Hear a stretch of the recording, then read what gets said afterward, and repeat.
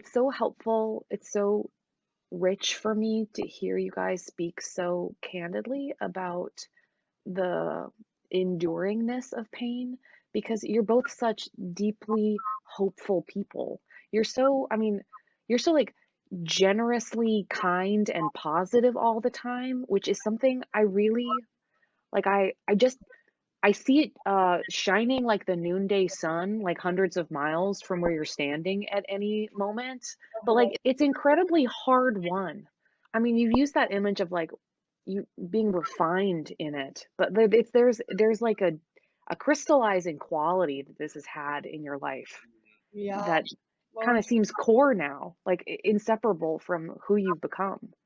I think, I mean, we're coming up on 15 years of a new reality. And, I think there's been so many seasons. First of all, the probably first 2 years of just baseline recovery, for then sure. about 5 years of sort of just still emergency mode. And I think then the enduring work and probably what's catalyzed everything and concretized it most deeply within Yeah. us would be that ongoing suffering after the suffering. Yeah. So one time we probably a couple years after the stroke had this doctor's appointment with our really beloved neurosurgeon who took a great risk to save her life. Yeah. Even though I was a lawyer and he knew probably if it didn't go well, he wasn't great, which is really also sad. But he nonetheless bravely Yeah. decided to operate in this very hopeless case.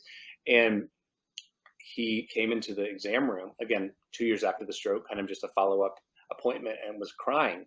And that's not great when your doctor is crying, when Oh, you news.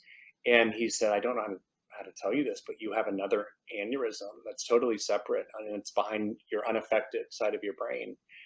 And I think in that moment, after all we had sort of against all odds um, gone through, to recognize that it might always be this way was maybe the most devastating reality check, and that there wasn't going to be a quota on suffering no matter what yes. it was. Right.